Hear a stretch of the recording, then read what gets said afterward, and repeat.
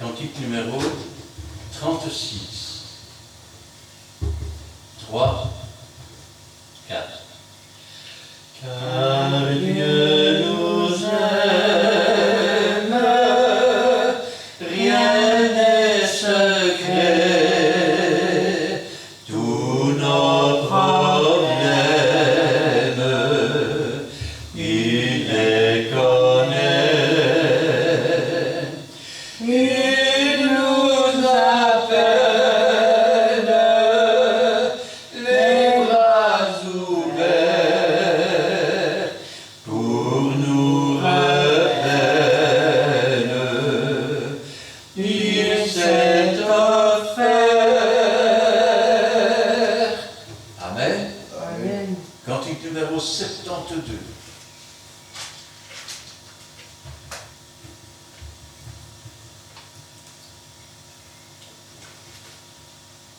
4, 16. Dieu est pour nous un refuge et un appui, un secours qui ne manque jamais. C'est pourquoi nous sommes sans crainte, nous sommes sans crainte, nous sommes sans crainte. Quand la terre est bouleversée, que les flots se déchaînent, que les montagnes chancellent au cœur des mers, oui, car Dieu est pour nous un refuge et un appui, un secours qui ne manque jamais. C'est pourquoi nous sommes sans crainte, nous sommes sans crainte, nous sommes sans crainte. Amen. Amen. Et enfin le 172.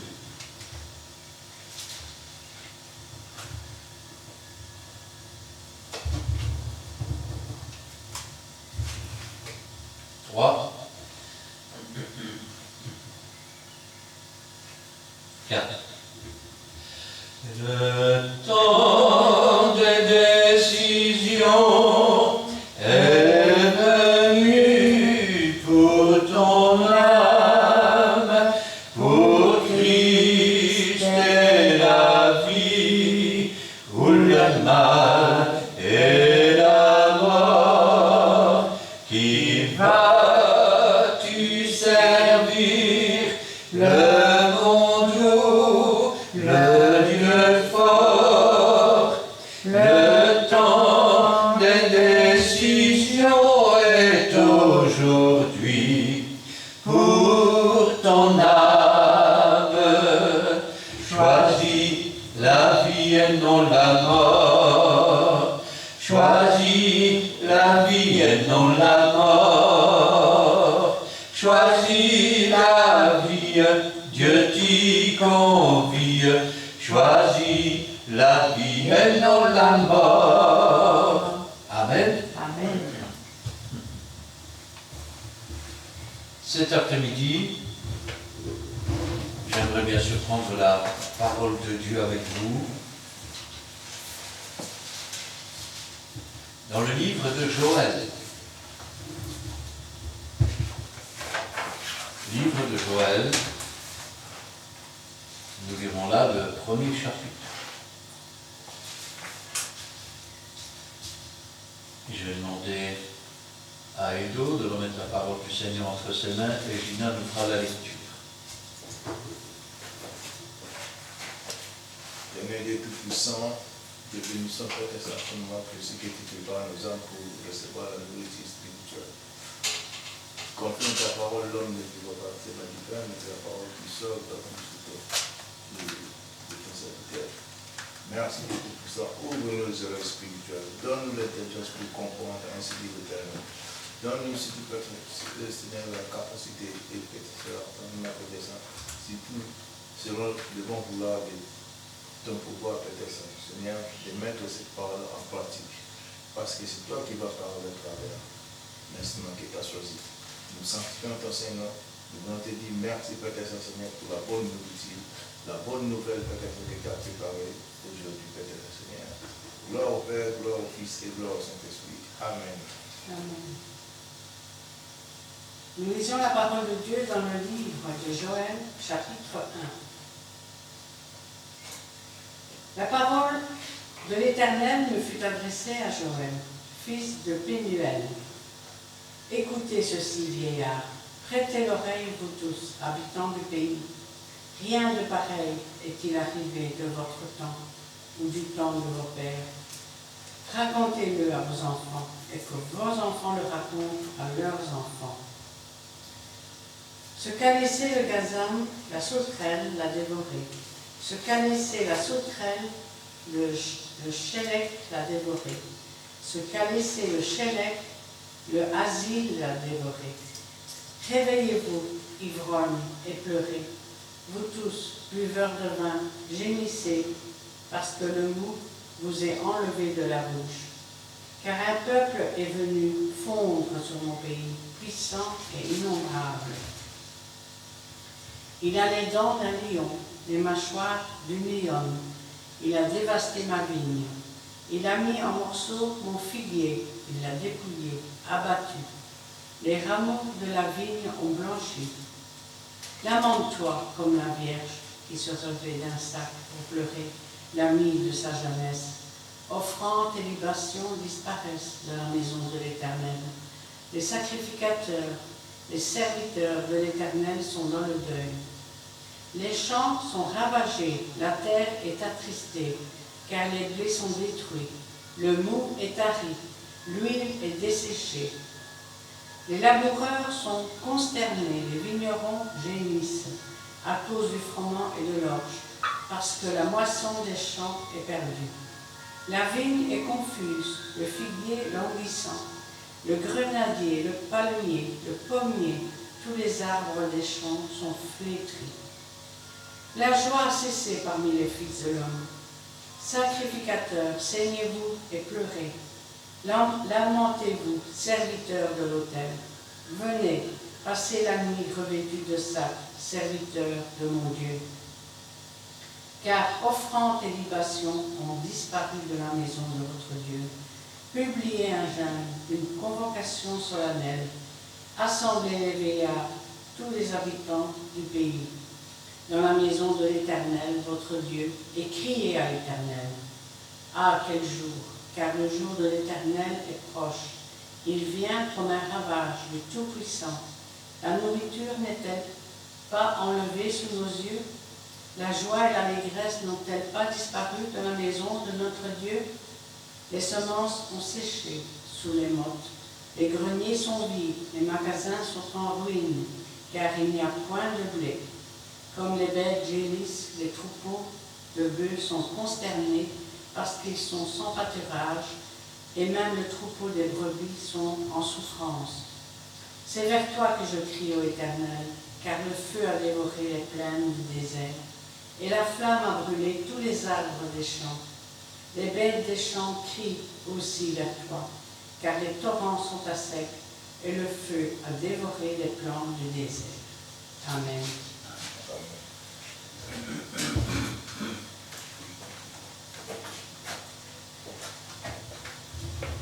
Joël. Alors, dans la Bible, il y a 14 Joël. Pour vous dire à quelle époque ça a été écrit, je vous dirais que c'est un peu comme la naissance de Jésus. Jésus est né entre -4 et -7. Bien que, d'après notre calendrier, il serait né en l'an 0, ou l'an 1 peut-être, du premier jour. Alors, on ne sait pas qui était ce Joël. Tout ce qu'on sait, c'est qu'il est fils de Pétuel. Et on ne sait pas qui est Pétuel. Par contre, on sait une chose, c'est que dans les ancêtres de Joël, il y a déjà eu des Joël, notamment dans 1 Chronique, chapitre 6, versets 21 à 36, On le voit dans sa généalogie. Ou alors, dans la descendance de Samuel. Les fils de Samuel, le premier fils s'appelait aussi Joël. Mais ça ne peut pas être eux non plus parce qu'ils désobéissaient à l'Éternel. C'est d'ailleurs à la suite de ça que le peuple a demandé un roi. Et qu'on a vu Saül monter au pouvoir. Pierre en parle. Parce que Joël, pour les... Je vais regarder tout de suite pour ne pas dire de bêtises, mais pour les 3 chapitres qu'il a écrits, Joël a donné la réponse de ce qui se passait le jour de la Pentecôte. Rappelez-vous ce que Pierre dit, c'est ici ce que Joël a dit. Dans les derniers temps, dit Dieu, je répandrai de mon esprit sur toute chair, vos fils, vos filles prophétiseront, vos jeunes gens auront des visions. Oui, même sur les serviteurs et sur les servantes, en ces jours-là, je répandrai de mon esprit et ils prophétiseront. Ainsi donc, il avait annoncé la Pentecôte, mais il a annoncé aussi, vers le verset 31 du même chapitre 2, la venue de l'Antéchrist, la mise à mort de l'Église. Le soleil ne donne plus sa lumière, la lune se change en sang. Et puis, nous voyons que dans le dernier chapitre, il nous montre même que les nations vont être dirigées vers la vallée de Josaphat, c'est-à-dire la vallée du jugement. Joël parle d'une chose ici qui est terrible. On nous parle de famine, on nous parle de sécheresse, on nous parle d'incendie. Alors, quand est-ce que ces choses vont arriver?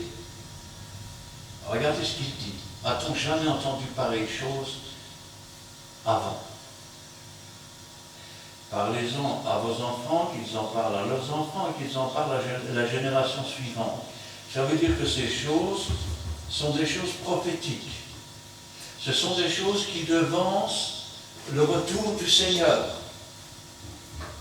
C'est le climat que nous commençons à avoir aujourd'hui. Pourquoi? Parce que il s'est passé des tas de choses. Tenez, par exemple, on a réuni les champs, on a enlevé toutes les haies pour avoir des immenses surfaces, on a mis des engrais artificiels, et puis, au bout d'un certain temps, avec la désertification par les insectes morts dans les champs, la terre s'est appauvrie, épuisée. 20 ans plus tard, vous avez des champs qui deviennent des déserts et des endroits de verdure qui deviennent des déserts aussi. S'il a fallu 20 ans pour détruire tout cela, combien d'années faudrait-il pour le reconstruire? Jésus lui-même avait annoncé les choses qui devaient arriver avant qu'il revienne. Il disait, il y aura des famines, il y aura des pestes, il y aura des tremblements de terre, il y aura des bruits de guerre, une nation se lèvera contre une nation, un royaume contre un royaume, ce ne sera pas la fin, ce ne sera que le commencement des douleurs. Parce que les douleurs vont s'intensifier. Et Joël nous le dit, la parole de l'Éternel qui fut adressée à Joël, fils de Pétuel. Regardez à qui il parle. Écoutez ceci, vieillard, prêtez l'oreille, vous tous habitants du pays. Il s'adresse d'abord aux plus âgés. Pourquoi? Parce que dans la logique des peuples, plus on est âgé et plus on a acquis d'expérience et de sagesse. Et ensuite au peuple, parce que souvent quand les anciens commencent à se diriger dans une voie, le peuple suit. Vous savez, quand ces gens étaient venus pour lapider cette femme, les premiers qui ont lâché les pierres, quand Jésus leur a dit que le premier d'entre vous qui n'a jamais péché lui lance la première pierre, les premiers qui ont lâché les pierres, c'est les vieux. Les plus jeunes voyant cela, et reconnaissant toujours que les plus âgés ont plus d'expérience et plus de sagesse, ont aussi commencé à lâcher leurs pierres. Alors, il s'adresse ici comme d'une chose étourdissante. Rien de pareil est-il arrivé de votre temps ou du temps de vos pères? Est-ce qu'une chose pareille est déjà arrivée? L'avez-vous déjà vu? En posant cette question, il nous dit, ces choses sont pour le futur. Pour le futur. Il ne dit pas encore ouvertement, mais c'est des choses qui étaient à l'époque pour le futur et qui maintenant sont quasiment pour le présent. Racontez-le à vos enfants et que vos enfants le racontent à leurs enfants et leurs enfants à la génération suivante, afin que dans ces temps éloignés, on en connaisse toujours la prophétie.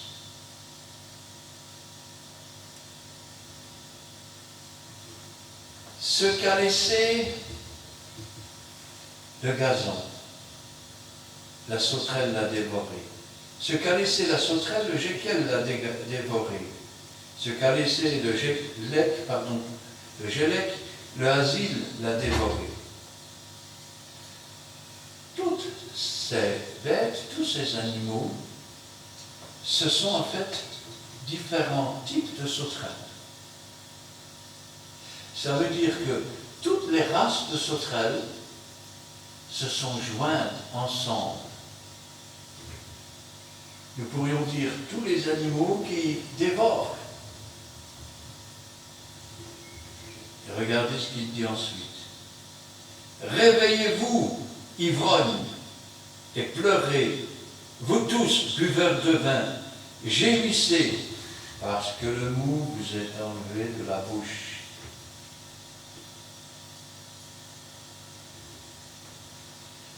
Il leur dit, vous les ivrognes, nous savons, celui qui s'enivre la nuit, il ne marche pas dans la lumière, il marche dans les ténèbres. Et le vin moqueur, nous savons aussi. Maintenant, le mou vous est enlevé de la bouche. Autrefois, le vin était râpeux, presque vinaigré.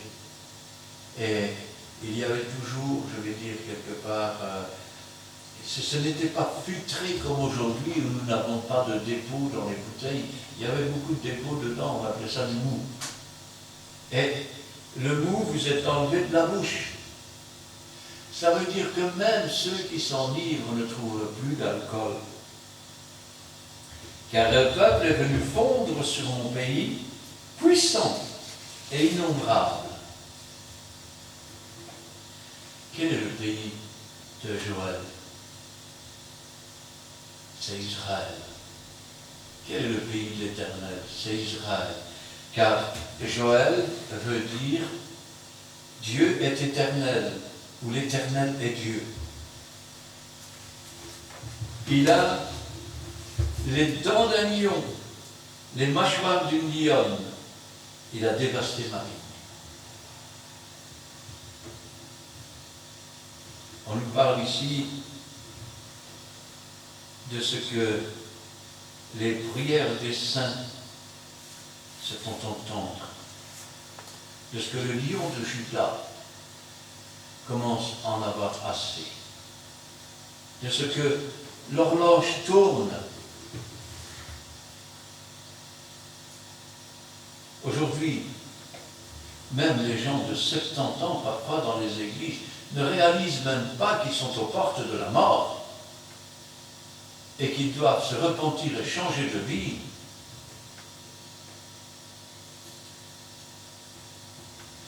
Il a mis en morceaux mon figuier, il l'a dépouillé et abattu. Les rameaux de la vigne ont blanchi. Vous savez ce qui fait la richesse dans les temps messianiques?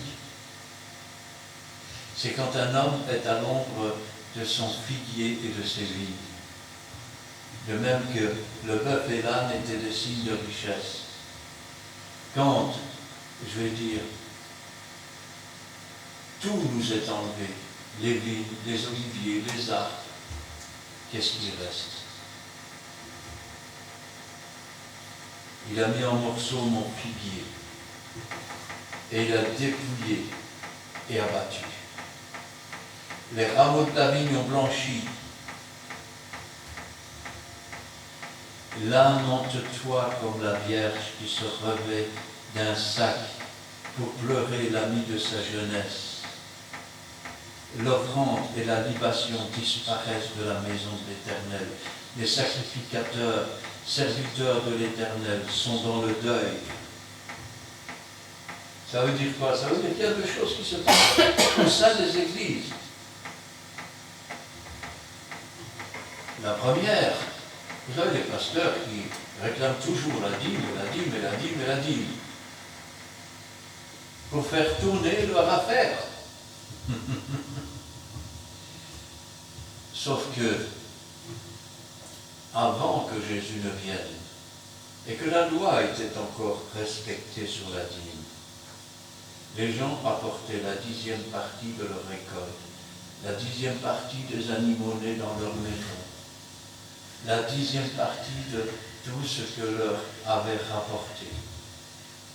Ils s'asseyaient dans le temple et ils mangeaient avec la veuve, avec l'orphelin, avec l'handicapé, avec le paralysé. Il n'y avait personne dans les rues pour mendier. Et la parole de Dieu s'accomplissait. Jamais un enfant de Dieu ne mendiera son pain, ni sa postérité ne sera abandonnée. Mais des siècles plus tard, quand Jésus est venu, ils avaient fait des parvis du temple une caverne de voleurs, où le commerce avait bon train. Et aujourd'hui,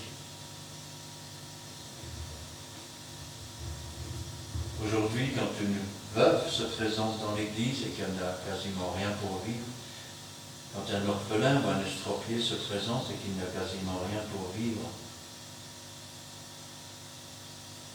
l'Église ne peut pas l'aider. Parce que les dîmes n'ont pas servi selon ce que Dieu demandait, elles ont servi à autre chose. Vous savez, je me souviens de cette sœur qui, un jour, rendait témoignage et elle disait, dans l'église où j'allais avant, mon frère, on exigeait toujours la dîme qu'elle y mette. Un jour, au moment de sortir, il n'avait pas vu que j'étais encore dans l'église, c'était une vieille dame. Et au moment de relever la caisse, vous aviez le pasteur et sa femme, et il disait, qu'est-ce qu'on va faire avec tout cet argent-là? Et la femme disait, ben, on va payer l'installation de chauffage pour notre garçon. Voilà à quoi servait l'argent de l'Église. Et les pauvres restaient pauvres. Et les riches, bien sûr, restaient riches. Avec le temps, comme on s'est détourné, c'est bien, comme on s'est détourné de la parole de Dieu, des valeurs d'entraide de Dieu, des valeurs sociales de Dieu, eh bien, petit à petit, les personnes dans l'Église ont commencé aussi à se détourner des commandements de Dieu. Et bientôt, dans les derniers temps, qu'est-ce qui se passe? Eh bien, il n'y a plus rien. On n'apporte plus de libation. Vous savez ce que c'est que des libations? On n'apporte plus d'offrande. Ça veut dire qu'on n'apporte plus à manger, on n'apporte plus à boire, on n'apporte plus de récolte, rien du tout. Les greniers sont vides. Lamente-toi comme la Vierge qui se revêt d'un sac pour pleurer l'ami de sa jeunesse. Offrandes et libations disparaissent de la maison de l'Éternel. Les sacrificateurs, serviteurs de l'Éternel sont dans le deuil.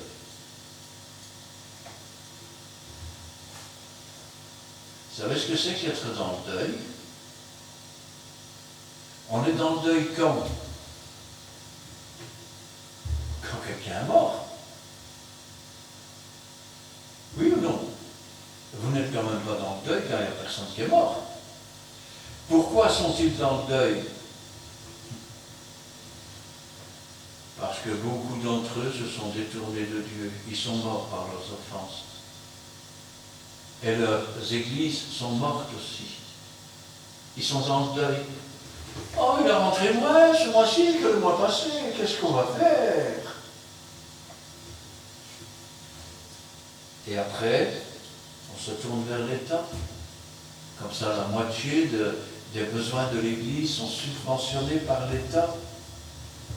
Je vais remonter 50 ans en arrière. Dans beaucoup d'églises, la parole de Dieu était enseignée avec fierté.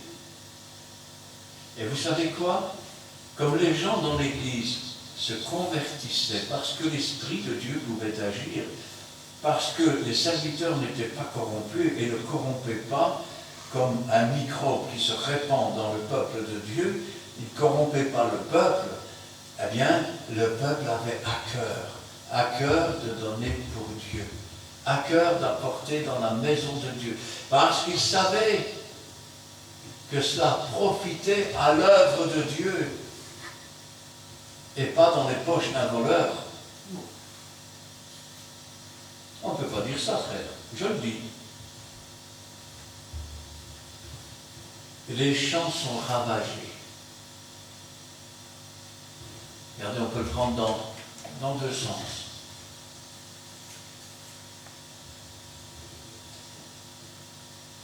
La moisson est grande, il y a peu d'ouvriers. Ça, c'est ce que Jésus disait.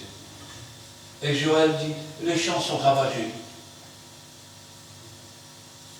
Aujourd'hui, quand vous dites, tu sais que Jésus t'aime et qu'il peut te sauver, faire de toi un chrétien, pour devenir comme vous autres, mais vous êtes pire que les autres. Et il ne ment pas. La vérité sort souvent de la bouche des enfants, on dit, mais elle sort aussi de la bouche des inconvertis. Les champs sont ravagés. La terre est attristée. Aujourd'hui, tous les champs sont ravagés. Ils ont été ravagés par des engrais chimiques. Ils ont été ravagés à cause des produits pour tuer ce qu'on appelle les mauvaises herbes, avec des pesticides pour tuer les insectes. L'insecte nourrit l'oiseau. Et l'oiseau, il apporte sa part d'engrais, de véritable engrais. La terre est attristée. Elle est stérile, ou presque. Car les blés sont détruits. Quand ils ne sont pas détruits par le feu, quand ils ne sont pas détruits et ravagés par la grêle et par la tempête, ils sont ravagés aujourd'hui par les incendies.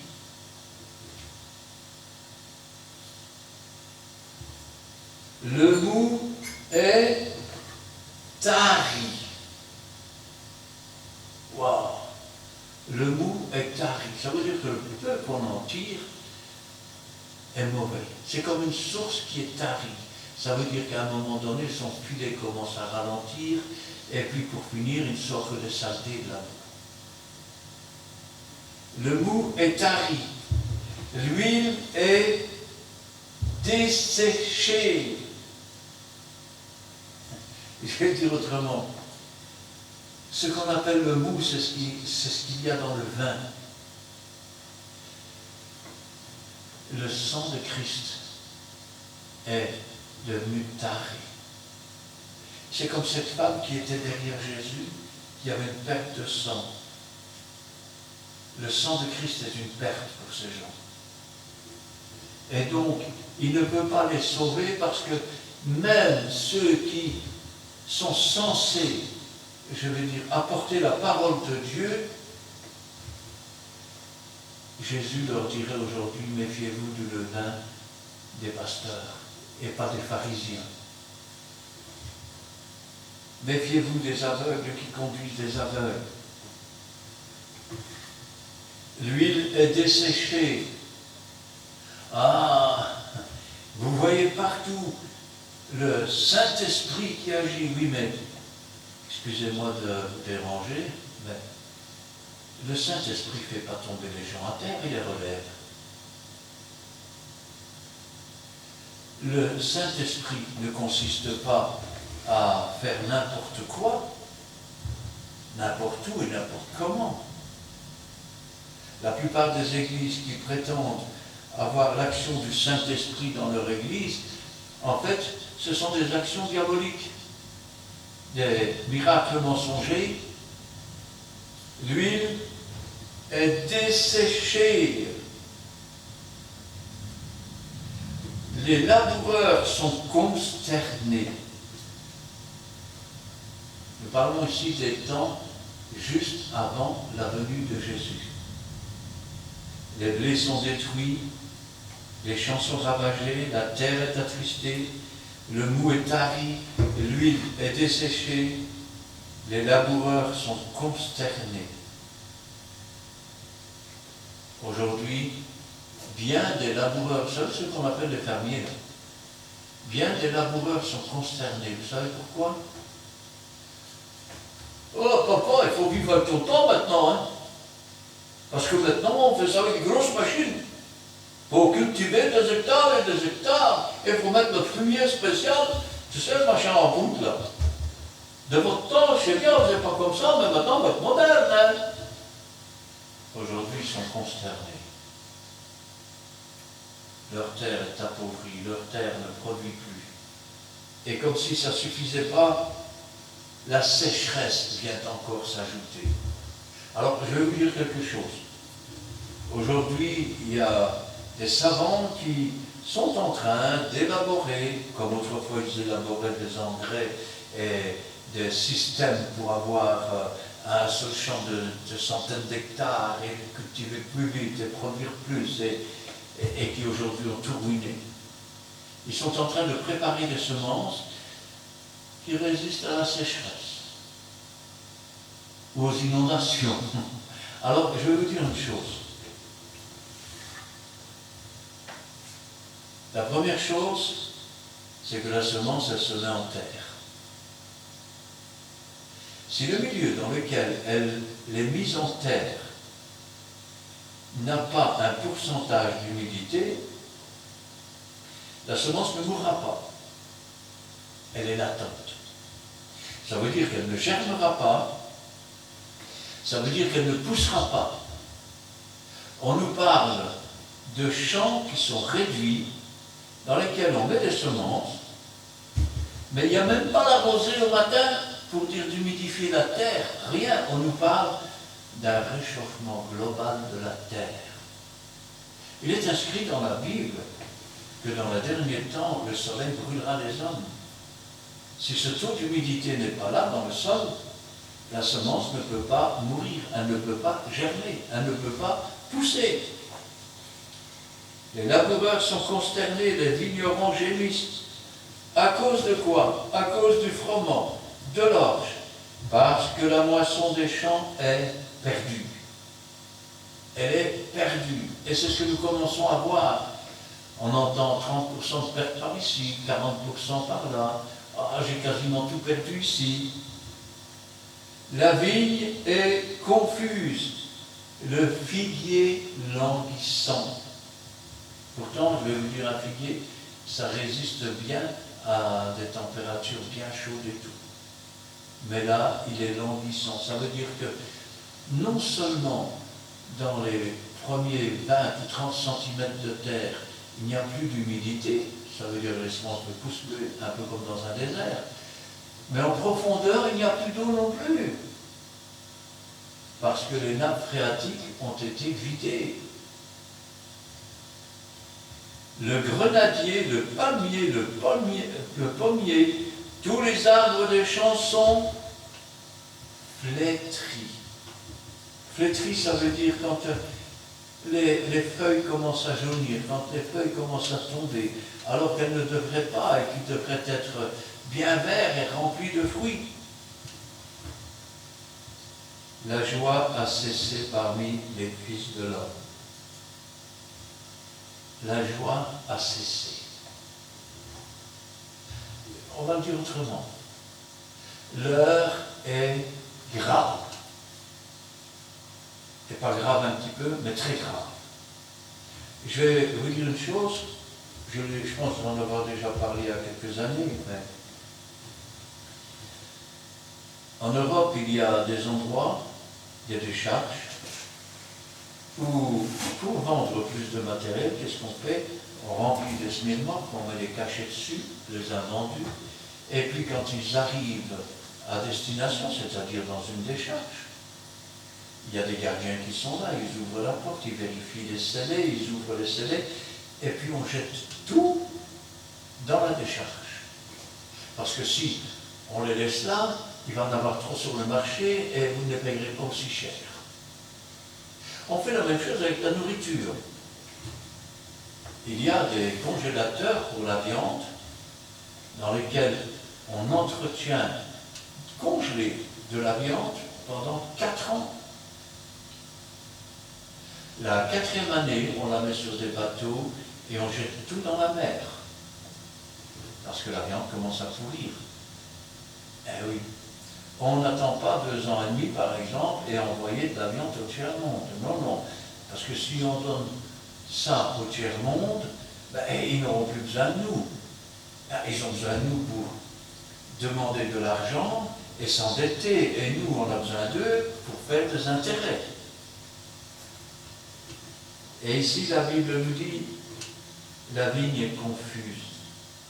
Le figuier languissant, le grenadier, le palmier, le pommier, tous les arbres des champs sont flétris. La joie a cessé parmi les fils de l'homme. Ouvrez vos yeux. Quand vous entrez dans un magasin, regardez convenablement tous les rayons. Vous verrez qu'ils mangent énormément de produits. Et parfois, il y a 4 ou 5 boîtes de conserve qui sont mises devant, et derrière, il n'y a rien. Il y a des choses que vous achetez tous les jours, et puis vous arrivez au magasin, pendant 4 ou 5 mois, vous ne les voyez plus. Et vous dites, frère, tu exagères. Quand tu es en panne en voiture et que tu as besoin d'un petit interrupteur, il faut attendre 2 mois. Sans compter que si tu achètes une voiture, il faut attendre 6 mois. Parce que on ne sait plus les fabriquer, il n'y a pas assez de matière. Et là, ce n'est plus seulement pour les matières, mais on parle de nourriture. Autant, je vais dire, la parole de Dieu est une nourriture pour notre âme. Quand le Seigneur a dit, l'homme ne vivra pas de pain seulement. Il sait que l'homme vit de pain, mais pas seulement de ça. Il lui faut aussi la parole de Dieu. Et de la même manière, si vous lui tirez son pain, il meurt de faim. À la Révolution française, quand ils ont, je vais dire, décapité le roi et la reine, le peuple criait, on veut du pain. Il mourait de faim. Aujourd'hui, on s'est appuyé sur la technologie en disant, ce n'est rien, de toute façon, si une partie est détruite là, on a des réserves là-bas, Alors, j'ai une mauvaise nouvelle parce que les greniers sont vides. Les réserves sont vides. Ça veut dire que ce que vous trouvez dans le magasin, et même s'il manque des choses, c'est les seules choses qu'on sait mettre. On ne sait plus rien mettre d'autre. La joie a cessé parmi les fils de l'homme. La pénurie, on appelle ça. Ça veut dire qu'il manque des choses. Alors, oui, bien sûr, il faut toujours une explication. Oui, mais s'il manque des choses en Europe, c'est parce que les Américains ont tout pris. Vous allez sur Google, il y a les traducteurs, marqué pénurie en américain, et vous allez voir que là, ils ont la même pénurie que nous. Et vous verrez que là, ils vous disent que c'est les Chinois qui ont tout pris. Alors vous allez sur un site chinois, vous faites la même chose, pénurie, et là vous verrez qu'il leur manque exactement la même chose que chez nous. Et qui dit pénurie dit rareté. Qui dit rareté dit augmentation des prix. Alors, sacrificateurs, saignez-vous et pleurez. Lamentez-vous, serviteurs de l'autel, C'est ce que je fais. Si vous ne vous convertissez pas maintenant, vous risquez de ne jamais pouvoir le faire. Parce que plus ces choses augmentent, et plus l'enlèvement de l'Église, la venue de l'Antéchrist approche, rappelez-vous qu'il peut y avoir une tentation qui est faite sur le monde entier. Si vous êtes à ce moment-là affermi, converti, dans la connaissance de la parole de Dieu, vous ne serez pas séduit. Mais si vous ne l'êtes pas, vous serez séduit comme tous les autres. Lamentez-vous, serviteurs de l'autel, venez, passez la nuit revêtus de sacs, serviteurs de mon Dieu.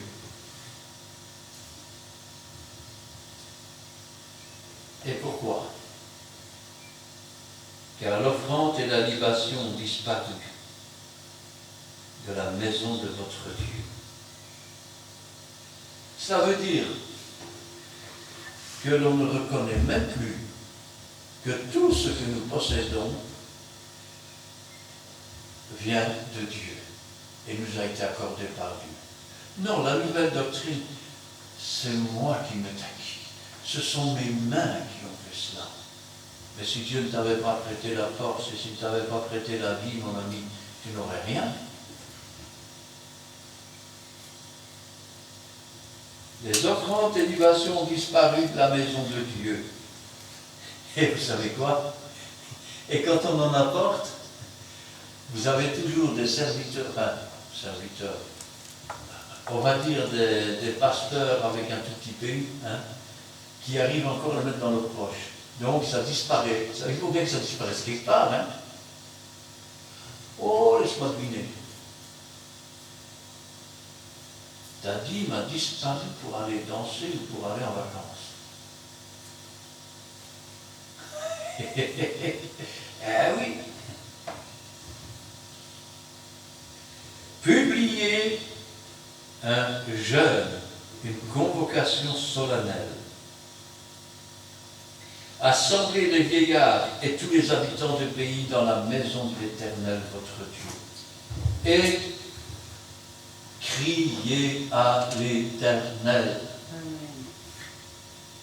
Plus l'homme est orgueilleux, plus il pense que tout lui vient de lui et qu'il gagne tout par sa force, par ceci, par cela. Et plus les choses vont s'éloigner de lui.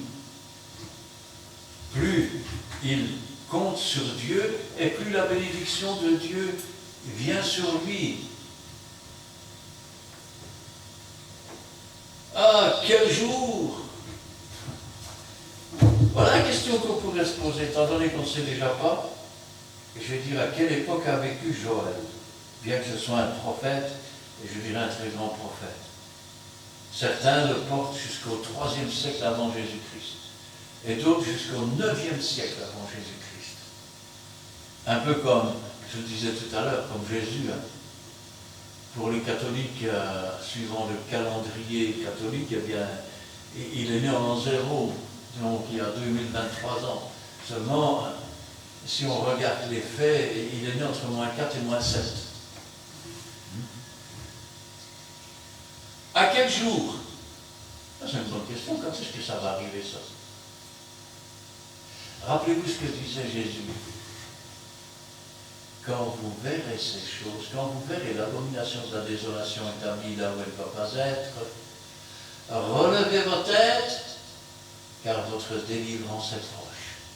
Et ici, le prophète pose la question, à quel jour? Car le jour de l'Éternel est proche. Le jour de l'Éternel est proche quand vous voyez ces choses. Ce sont tous des signes qui ont été donnés dans la Bible.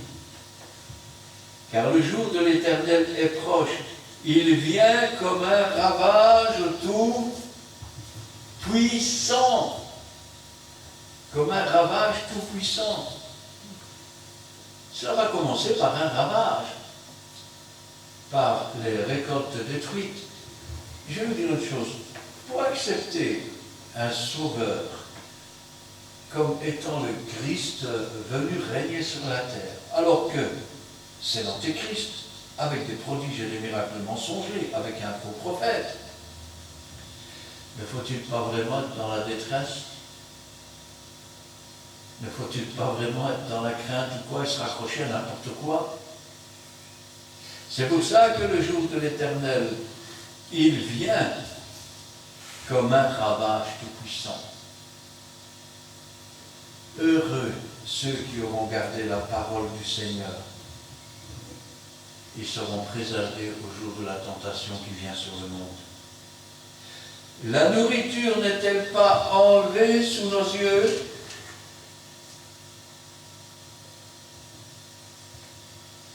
La joie et l'allégresse n'ont-elles pas disparu de la maison de notre Dieu?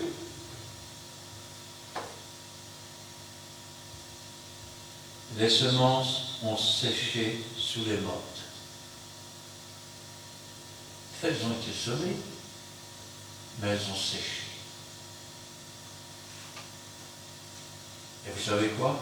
Quand une semence sèche et qu'elle ne peut pas prendre vie, eh ben, ce sont les petits insectes qui viennent la manger sous terre.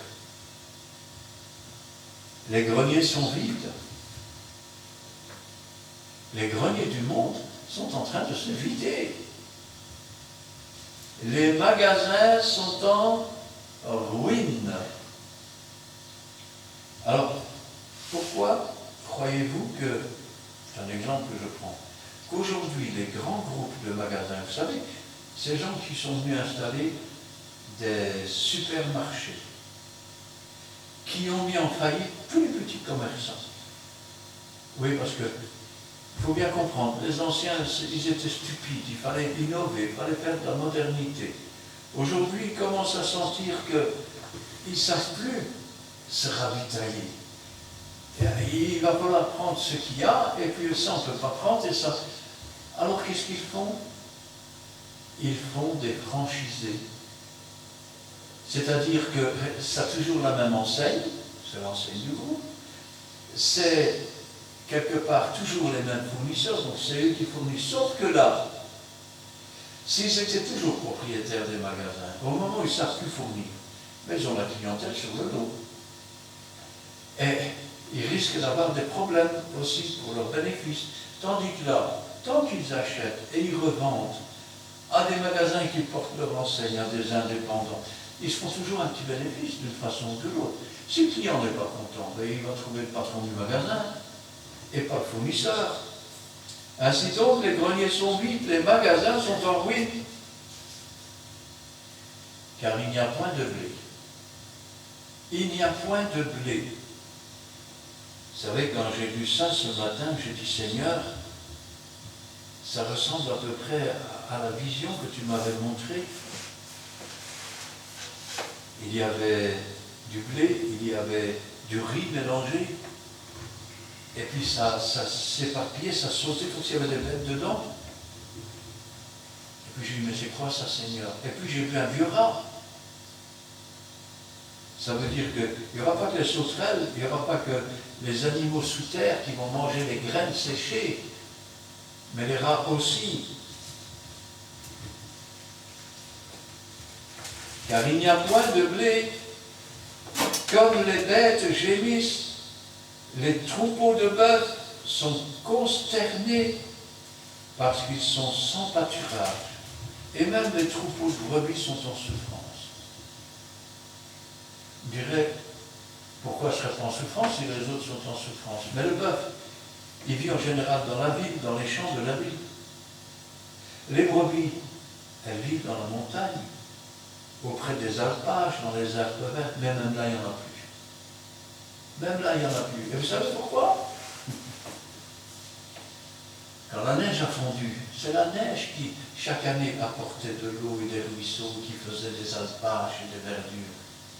Mais quand la neige a disparu et qu'elle n'est pas retombée, ben, les alpages ont desséché.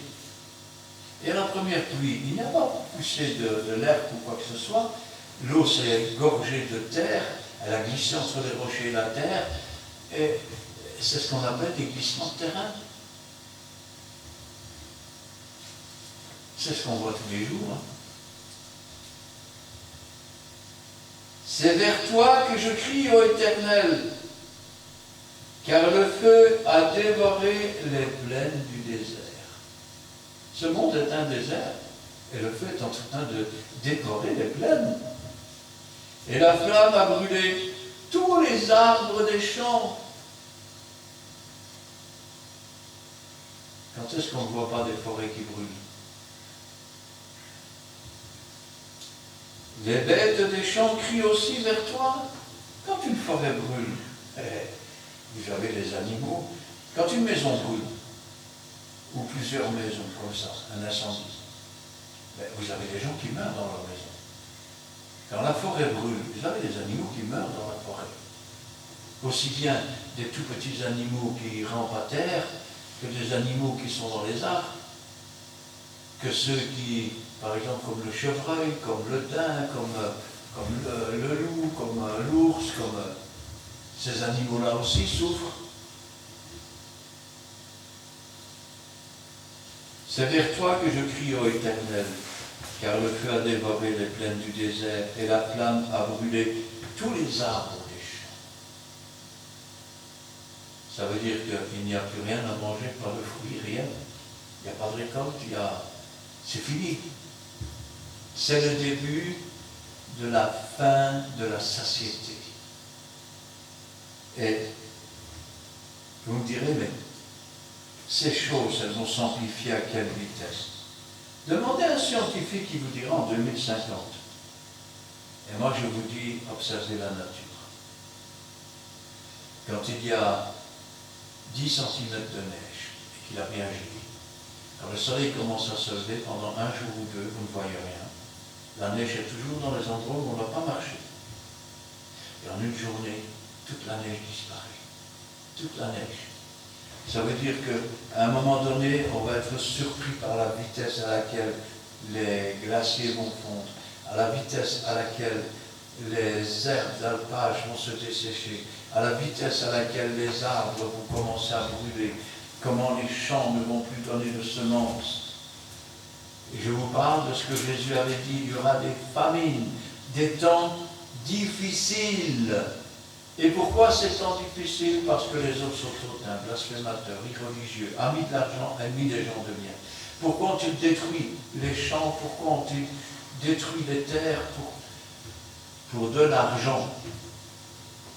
Pour de l'argent, tout simplement. Et j'ai une mauvaise nouvelle. Ah, vous riches maintenant, pleurez, car votre or et votre argent est devenu de la teigne et de la rouille. Et c'est ce qui va arriver. C'est vers toi que je crie, ô Éternel, car le feu a dévoré les plaines du désert, et la flamme a brûlé tous les arbres des champs. Les bêtes des champs crient aussi vers toi, car les torrents sont à sec. Les torrents sont à sec. C'est ce que nous commençons à voir aujourd'hui. Vous regardez des fleuves, il n'y a plus d'eau. Vous regardez des barrages, l'eau descend à vue d'œil. Cette richesse est en train de disparaître. Pourquoi? Parce que quand il pleut beaucoup trop, c'est l'inondation. Sauf que les terres sont tellement secs qu'elles ne retiennent pas l'eau et que l'eau ruisselle. Et comme on a bien organisé tout, l'eau ruisselle retourne à la mer. Maintenant, après ces inondations, ces boues qui traversent tout, on a la canicule qu'on appelle ça, c'est-à-dire des températures tellement élevées qu'il n'y a rien qui pousse. Ce qui n'a pas été détruit par l'inondation, comme plante, est détruit par la sécheresse. La terre se met à craquer, les animaux ne savent plus boire. Les bêtes des champs crient vers toi, car les torrents sont à sec. Et le feu a dévoré les plaines. Voilà ce qui attend notre terre, et ça a déjà commencé. Et nous voyons à quel jour ça va se passer. Et il dit, car le jour de l'Éternel est proche. Jésus lui disait, quand vous verrez toutes ces choses, sachez que c'est le commencement des douleurs. Et si nous lisons même le chapitre 2 et verset 1, regardez, ou même verset 1 et 2, regardez. Sonnez de la trompette en Sion, faites-la retentir sur ma montagne sainte, que tous les habitants du pays tremblent, car le jour de l'Éternel vient, car il est proche. Jour de ténèbres, d'obscurité, jour de nuée, de brouillard, il vient comme l'aurore se répand sur les montagnes. C'est le retour de Jésus avec son peuple. Mais en attendant ce jour, je le répète encore, si vous avez la capacité de le faire, faites des réserves. Si vous n'avez que peu de capacité, restez bien attaché à Dieu. Rappelez-vous cette veuve de Sarepta, Dieu a multiplié l'huile et la farine. Pourtant, il y avait plusieurs veuves en Israël, et c'est vers cette veuve qu'il est allé. De même qu'il y avait plusieurs lépreux en Israël, mais c'est vers Naaman le Syrien qu'il est allé. Peut-être es-tu considéré comme Naaman le Syrien ou cette veuve étrangère parce que tu refuses de t'allier à une religion et que tu ne veux que servir Dieu, alors on te regarde comme un extraterrestre. Mais le moment venu, c'est Dieu qui connaît les siens. C'est Dieu qui sait qui lui appartient et qui ne lui appartient pas. Parce que ce jour-là, le jour de l'Éternel, le jour de l'enlèvement de l'Église, certains seront surpris et diront, celui-là, je n'aurais jamais cru le voir ici. Mais ils seront surpris aussi parce qu'ils se diront, tiens, un tel n'est pas là, comment ça se fait? Ça, je n'aurais jamais imaginé, il était tellement si. Dieu sonde les cœurs, Dieu sonde les reins. Tu peux mentir à un homme, mais tu ne peux pas mentir à Dieu. Et quand Dieu donne des signes, ils sont là, ils sont sous notre porte et ils commencent. Mettons-nous en ordre avec Dieu. Nous pourrions même dire, comme ce beau cantique, bientôt le Seigneur va venir.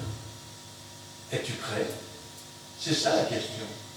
Dieu, lui, il est prêt depuis plus de 2000 ans à chaque génération pour sauver son peuple. Il a fait tout ce qu'il fallait, il a dit tout est accompli. La question est de savoir si toi tu es prêt. Prêt pour partir pour Dieu, prêt pour partir avec Dieu, prêt pour servir Dieu. Et ça, il n'y a que toi qui peux répondre. Amen. Amen. Éternel, notre Dieu, notre Père, nous te louons, nous te rendons grâce. Béni sois-tu et gloire à toi. Ta parole, Seigneur, c'est la vérité et la vie. C'est la révélation de tes paroles qui éclaire, Seigneur. Elle nous donne la possibilité de comprendre les choses, de pouvoir se préparer, de pouvoir ainsi les appréhender, mais aussi, Seigneur, sachant que toute chose concourt au bien de ceux qui aiment Dieu, sachant, Seigneur, que tu prends soin des oiseaux, à combien plus forte raison prendras-tu soin de tes enfants, Seigneur? Ça nous donne encore plus d'assurance, sachant, Seigneur, que dans tes prophéties, il y a des prophéties qui sont apocalyptiques, diront certains, en parlant de catastrophes et de destruction. Mais pour nous, Seigneur, elles sont la preuve que tu es vivant. Elles sont la preuve que tu existes. Elles sont la preuve que ta parole est oui et amen. Qu'elle s'accomplira, que le monde le veuille ou qu'il ne le veuille pas.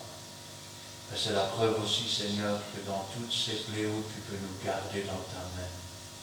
Et que tu peux nous retirer du danger grâce à l'ange que tu mets autour de nous. Et qu'un jour viendra, Seigneur, ou après que notre oreille aura entendu parler de toi, notre œil, nos yeux te verront, Seigneur. C'est pourquoi, Seigneur, nous te remercions pour ta bonté, pour ta miséricorde. Car sans toi, nous serions toujours morts par nos offenses, nous serions toujours corrompus. Nous serions tout justement à descendre dans le séjour des morts, où il y a des pleurs, des grincements de dents, en attendant d'être jetés dans les temps ardents de feu. Mais tu es venu, Seigneur, et tu nous as arrachés à la mort. Tu nous as arrachés au supplice qui nous attendait. Tu nous as fait asseoir dans les lieux célestes avec toi. Tu es avec nous tous les jours, Seigneur. Et c'est pour cela que nous t'aimons, c'est pour cela que nous te remercions. Pour ta bonté, pour ta miséricorde, pour ta patience. Alors que ta volonté soit faite dans nos cœurs, dans nos vies. Et je veux te prier maintenant, Seigneur, pour tous ceux qui sont loin de toi, Seigneur, et qui pourtant voudraient se rapprocher. Révèle-toi à chacun d'eux, Seigneur, par ton esprit, par ta présence, par ta parole, et qu'ainsi ton beau et puissant nom soit glorifié. Gloire au Père, gloire au Fils, et gloire au Saint-Esprit. Amen. Merci Dieu puissant pour ta parole, merci l'Éternel, nous sanctifions nos bénédictions pour le Seigneur, pour cet avertissement. Nous voulons te dire merci Dieu puissant parce que tu nous as encore. Autant de nous que Père Saint, tu nous veilles tout doucement et tu nous gardes dans le temps, mon Père Saint. Tu es notre refuge sur toi, éternel. À qui nous éternel, sur toi qui a la parole de Dieu. Nous sanctifions ton nom, éternel Dieu, pour ce que tu veux encore, qui est divin de parole, à travers l'instrument qui est la seule. Merci, éternel Dieu, d'avoir la béni, aussi, Père, que nous puissions mener le tout. Aussi, Père, de ce Seigneur, ne manquerons pas à te rendre témoignage tant longtemps que tu veilles sur nous. Merci pour tout le bien que tu nous fais, Père Saint, et pour le bien que tu traces, Père Saint, en chemin. Parce que tu es la vie et la vérité, Père. Pour ton peuple qui sont fidèles à toi. Nous voulons trouver cette approbation, cette approche de Jésus. On dit, il faut que le Seigneur, selon le bon pouvoir et ton pouvoir, soit glorifié, Père Saint-Seigneur. Élevons cette prière à nos précieux nom du Seigneur, notre Sauveur. Amen. Amen. Merci Seigneur pour ta parole d'aujourd'hui, pour cet instant béni face à ta présence.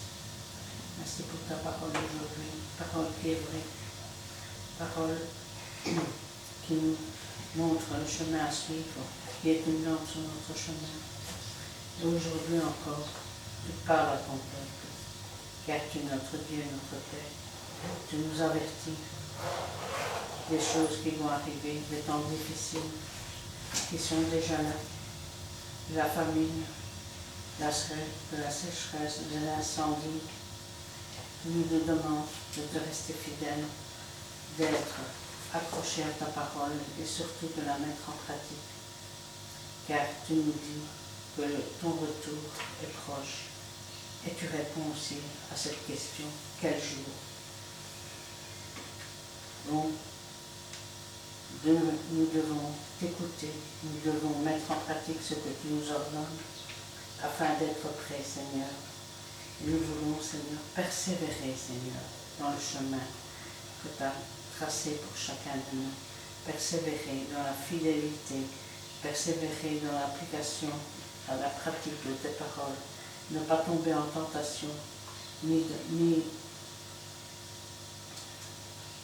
tomber dans le mensonge, afin de ne pas mériter, Seigneur, ce que tu nous accordes, Seigneur, ta bénédiction, Seigneur, et ta miséricorde.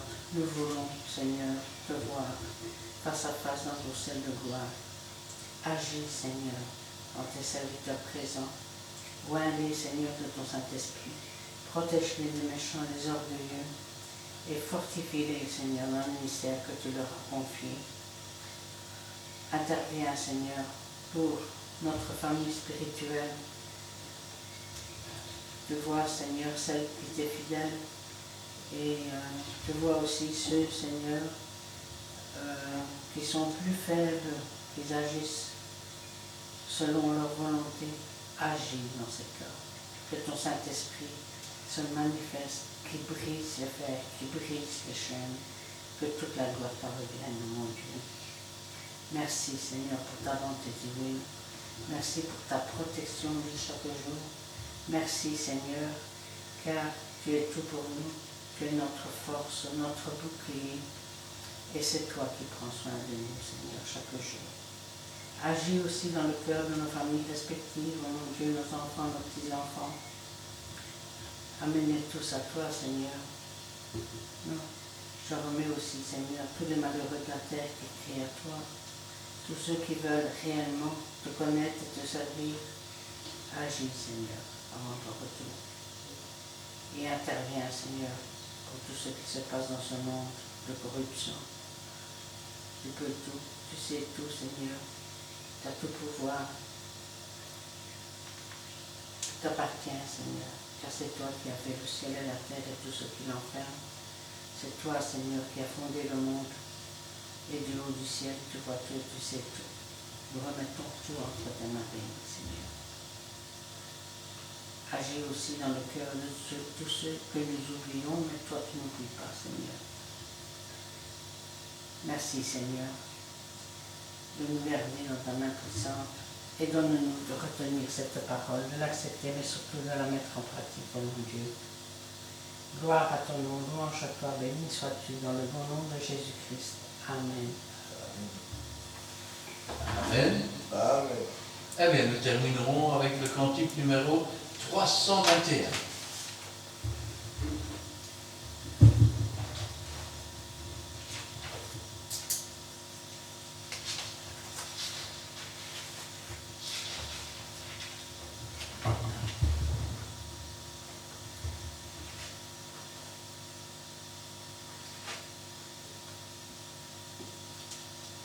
Trois, quatre. Bientôt le Seigneur va venir.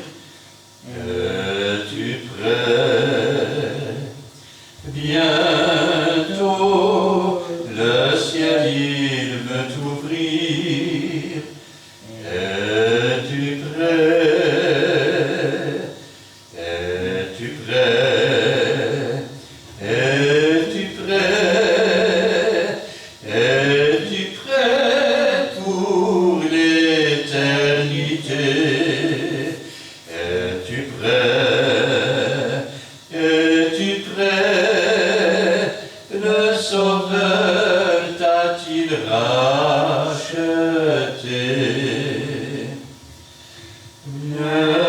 Bientôt l'appel retentira. Es-tu prêt? Bientôt la mort te surprendra. Es-tu prêt? Es-tu prêt? Es-tu prêt? Es-tu prêt pour l'éternité? Es-tu prêt? Es-tu prêt? Le Sauveur t'a-t-il racheté?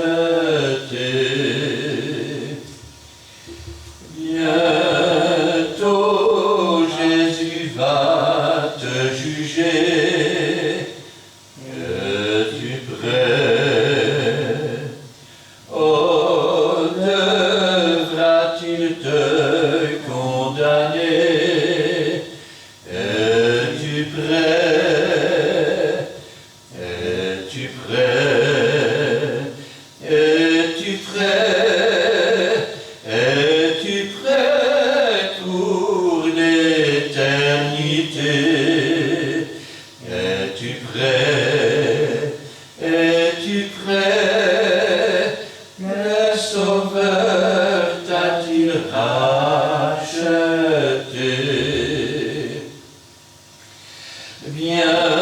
Bientôt dans le ciel enlevé. Es-tu prêt?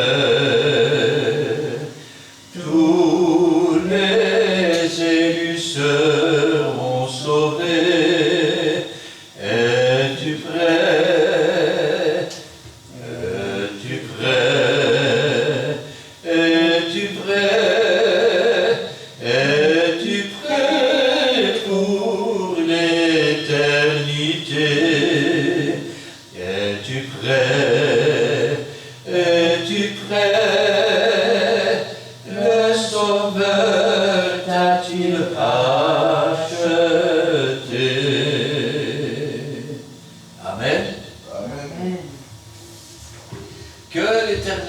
te bénisse et qu'il te garde. Que l'Éternel fasse luire sa face sur toi et qu'il t'accorde sa grâce. Que l'Éternel tourne sa face vers toi et qu'il te donne la paix. Amen Amen. et Amen.